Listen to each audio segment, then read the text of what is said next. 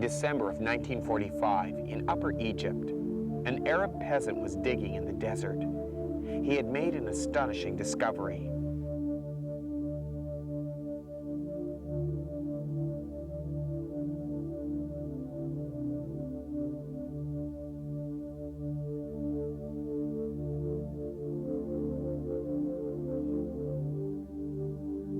His shovel struck a red earthenware jar.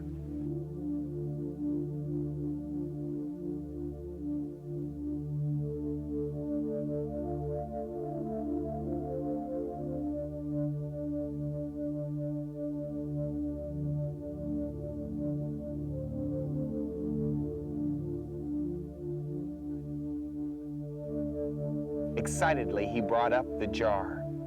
But afraid that there was an evil spirit inside, he decided not to break the jar.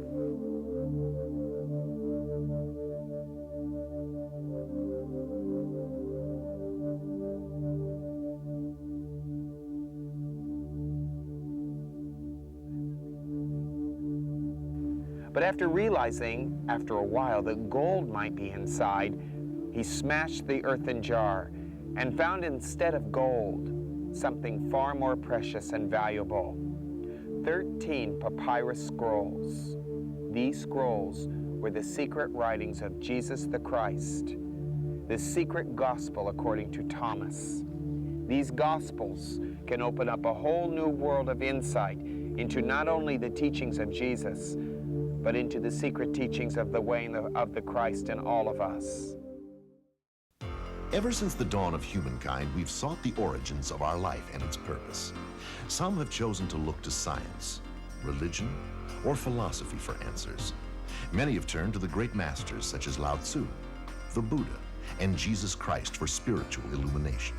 Still others have sought truth through their own direct experience. All of us are searching, knowingly or unknowingly, for enlightenment, truth, and harmony in our lives. This program, hosted by Dr. Gregory Penn, will help you aspire to a more fulfilling and rewarding life. Every day we take a step, we understand, the closer that we get.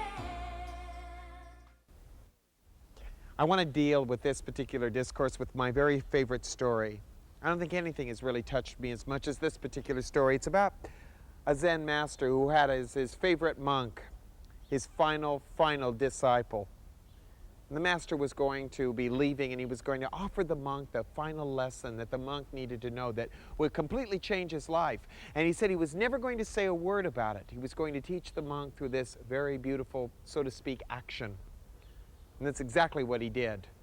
He gave the monk a box. It was a very ornate, oddly shaped box, and he asked the monk to put it in the southeast corner of his home.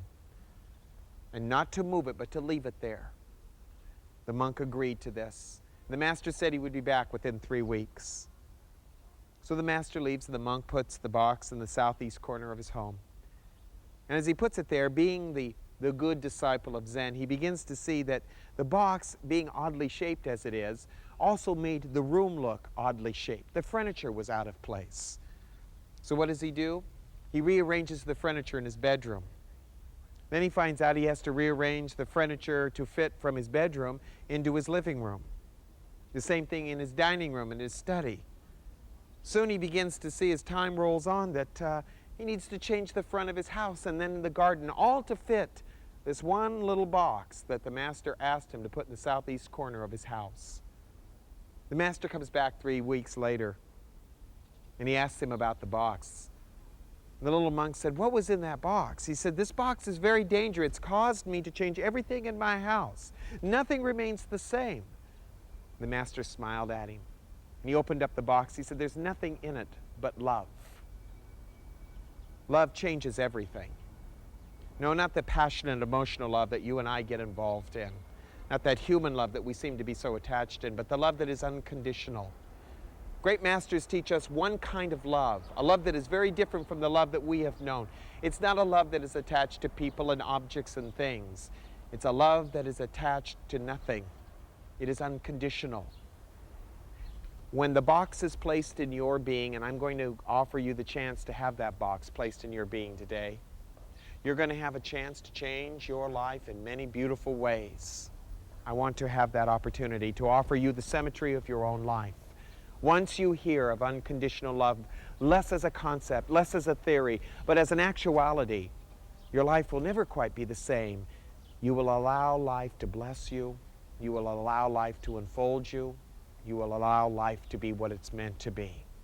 Are you daring enough to take the box and put it in the southeast corner of your own being?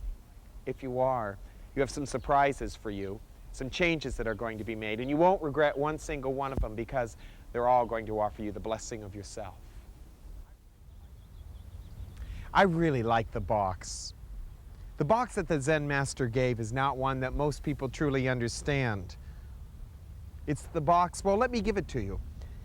It's the box of love. Not just love for another person, that's too easy. The box is to learn to love ourselves first. Just saying the words, to learn to love ourselves first, is such a difficult thing for us in this world. Because we think in terms of loving ourselves as being an egotistical venture, something that is undesirable. But you and I will never be able to love another person. Never, until we learn to love ourselves first. Because in ourselves is everyone else. In everyone else is ourselves. And if we don't learn to love ourselves and accept ourselves just as we are, we'll never find the way of happiness and peace. And that's going to change our life drastically. Imagine never having to say I love you to someone else to get them to say to us that they love us. Have you ever thought about the words I love you and how we use them to manipulate a response out of someone else so we can feel good about ourselves? We do it all the time. We say, oh, I love you. And we're expecting them to say back, oh, I love you. Why? Because we won't give ourselves what we need. We won't recognize the need for self-love. We recognize the need for other people's love, but never for self-love. If I don't love me, I'll never be able to love you. And I'm always going to find pain and suffering in my life. Love yourself. Accept yourself. That's what loving means. It means to accept ourselves just the way we are. Just the way you are. You don't have to change. You don't have to be a better person. You don't have to be a lesser person. You don't have to be a perfect person. We live in a world today, especially in this country, where everybody's got to have a perfect jawbone and have a perfect nose and have a perfect voice and have a perfect body with the perfect words. It's all baloney. We are people. We are working towards the inevitable spiritual unfoldment of ourselves. But in that effort, we're going to be making mistakes. If you base your love of yourself on what you do, you're going to make yourself miserable. Learn to love you as you are. You don't need to please anyone in this world but yourself. Love yourself and you have unlocked the door to everything in your life. You'll never be the same. It's so important to understand that. The interesting thing is when I love me, I will be able to forgive you. I will be able to understand the nature of you. I will come into a closeness with you. And you know what? Prosperity begins to touch our life. The box that the master gave the student, it was a very dangerous box. It's the box of our hearts.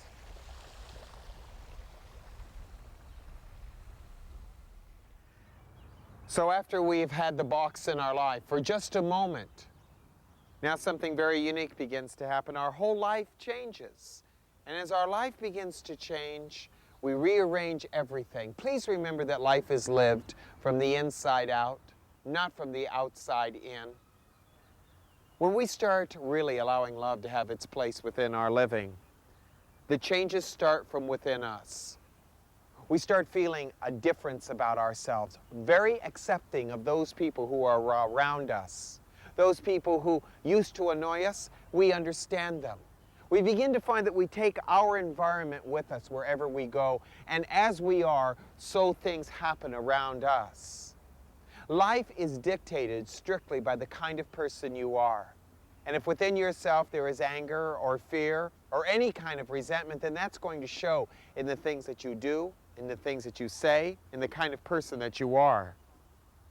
When the master gave the box to the man, he gave the box to the man to change his whole life. And he did. his whole life was changed. Now the man became total. He was not partial in life, he was total in life. And with that experience came a uniqueness. Please understand within yourself, no one's ever going to be able to love you the way you think you should be loved. No one's ever going to be able to give you the things that only you can give yourself. Your love and my love as an emotional passion are not enough. We need to go deeper. Jesus said something to his disciples. I brought it up on a program earlier, but I would like to reiterate it because it is so deeply important that we understand this. Jesus didn't want to be known for anything but this one major insight. He said, "They will know you are my disciples indeed, if ye shall love one another as I have loved you." How did Jesus love his disciples? He didn't love them for what they said or what they did. He loved them for exactly the people that they were. They didn't have to change. They didn't have to do anything but be where they are. He even loved Judas. He loved Peter. The disciples that betrayed him, denied him, still his love was consistent. Why? Because he knew where the box was placed within himself.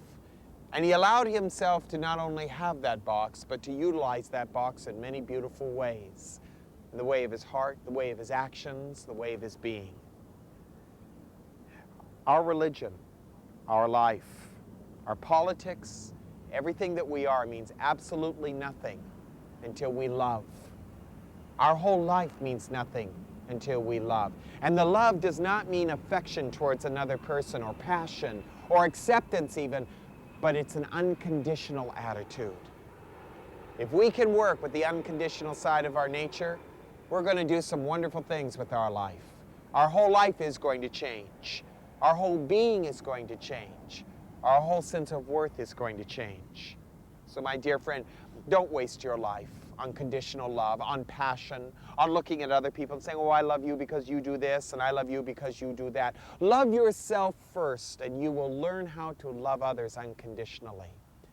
In the next segment of Aspire, I want to talk to you on how to do this, how to be unconditional. Thank you. The first thing that we have to remember, if we're going to understand the nature of love as the Master gave to the monk, we're going to have to remember the very reason for our life here on this planet, the very reason for our existence. We are not here to struggle and to have this emotional love that we have had. We are not here to possess things and objects and people. You and I are here for one very solid reason, and that is to learn to be loving. Now, most people are not willing to sacrifice their life for love. Do you realize that a lot of things that love is, we're not willing to allow ourselves to become? And because of that, we make it very difficult on ourselves. Ask yourself, what am I here for? What am I living for? You living for the children, friends, money, job? That must be dropped. You are here to do only one thing. In your friends, with your job, with everything that you are and everything that you do, you're here to love. So love unconditionally. When there are times when you could be angry and hostile, stop and remember, what is my purpose? My purpose in life is not to be angry at these people. My purpose in life is not to work at a job that I hate. My purpose in life is not to get something that won't last forever. My purpose in life is to move through these conditions, to love beyond everything. So love beyond everything. When people annoy you, take a deep look inside. What's annoying you? Is it that you're not getting your way? Part of learning to love is to see the way of other people. When we see the way of other people, we may not be able to follow it, but we certainly don't have to be angry about it. With our relationships with other people, there's often that feeling that I am superior over you or you are superior over me. That must be dropped. You know, we are all equal. I like to look at it this way. We are all, quote, end quote, brothers and sisters in our own world. Learn to respect the other person. Respect their life. Their life may not be what you think it should be, may not be what you want it to be. Most parents are like that.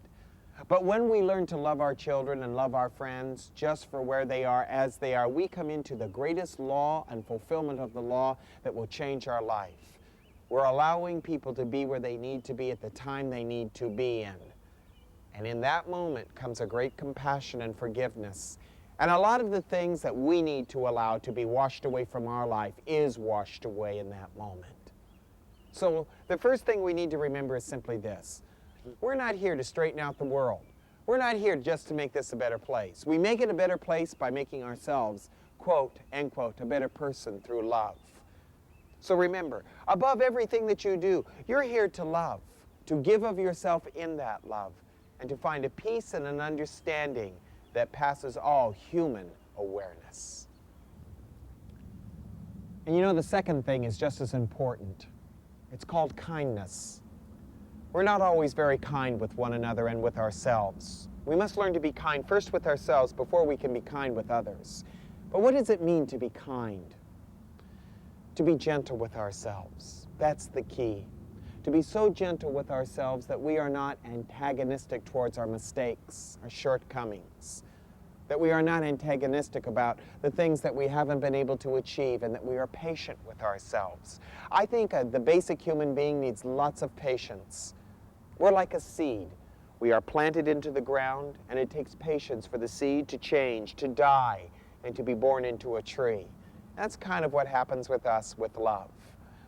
Even though love is our first basic nature, as God is our first basic nature, it doesn't come easy to us because we are so socialized.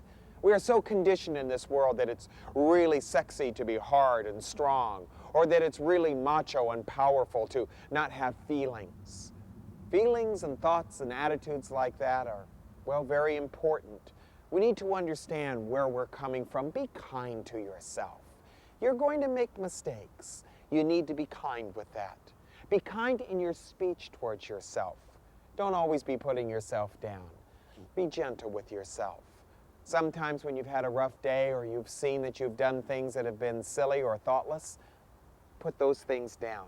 Take a kindness break. Maybe take a hug break. Look inside of yourself. Accept yourself for what you are. Give yourself a little hug inside. It's okay. You don't have to be perfect. Not for me, and not for anyone else. You can be you. You can be sometimes frail, sometimes vulnerable. Sometimes you can be silly. Sometimes we can be downright stupid. But nevertheless, it doesn't really matter. The thing that is most important is that we practice the way of kindness. And that means that we will abandon thoughts of pride, of ego, of vanity, of arrogance. Can you do that? Can you spend one day being so gentle with yourself that the harshness of other people, their criticisms of you, or their harshness with themselves will not rub off on you? That kind of inner strength is the most important effort that we make towards our own spirituality. I'd like you to practice that. This week, vow to make yourself more gentle with the kind of person that you are. Again, I want to reiterate one thing, and I don't mean to be repetitious, but it is so important. If you will be gentle and forgiving with yourself, you will be amazed at what is revealed to you in your daily life. You'll see a lot of space for love and understanding that you just didn't see before because we were harsh on ourselves. And the last thing I want to share with you, to allow love. Now, to allow love isn't that easy. To allow love might mean at certain times that you allow pain to come into your life. When I'm talking about allowing love, I'm saying allow yourself to see the person that you are. And sometimes that means that the person that we are is ugly. Sometimes the person that we are is not a happy person. That's okay. It's all right. You don't have to be frightened of that. I've often looked in the mirror of myself and saw the ugliness that was there. But it's only temporary. When love is your real motivation behind the things that you are doing, you can allow yourself to see the ugly moments of you without shame or guilt. You know what happens in this moment? You begin to have an understanding and a compassion for other people. A clarity begins to occur within us. And that clarity allows us to see life just as it is, not as we want it to be, just as it is. Some of the saddest moments of my life as a person, some of the most vulnerable moments of my life as a person have been spent in love, where I have looked inside of myself and I have seen my frailties, I've seen my superficialities, I've seen my fears. I've admitted them to myself, or I have looked at them. I haven't tried to cover them up. I haven't tried to pretend like they weren't there. I didn't try to affirm them away. I allowed my frailties to be there. I allowed my fears to be there. And it's funny, the moment you give your loving attention to those things, it's like fall. The trees in you or the fear in you turns to dead leaves, and they just seem to fall right off your tree without you having to do anything. You are so deeply powerful.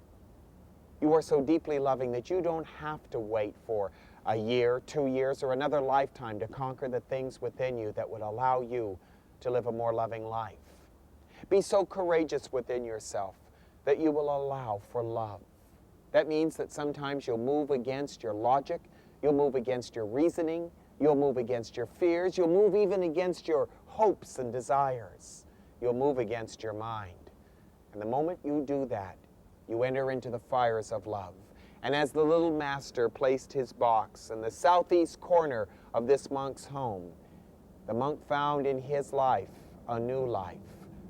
We will keep the symmetry of our living, because the symmetry of love is kindness, it is forgiveness, it is compassion, it is understanding, it is tolerance. In this particular effort of love, we do something quite dramatic. We find that love changes us. We don't try to invent love anymore. We allow for love to have its will and its way within us. And that must have been what Jesus meant when he said in the Garden of Gethsemane, "Not my will, but thy will be done." What a tremendous amount of trust, of faith Jesus must have had to allow God to do his work, his will, and his way in his life. It seemed strange. It may have seemed even unloving at a certain point, but it wasn't. The most loving thing that we can do is allow God to have the way and the will of its own power through us. So this week, as you go out into your week, let life have its way with you. Let love have its way. You'll be astonished at the changes that come to you. The way of your heart is the way of courage. Namaste. Love is something very unusual. It is not found in boxes. It is found in the heart.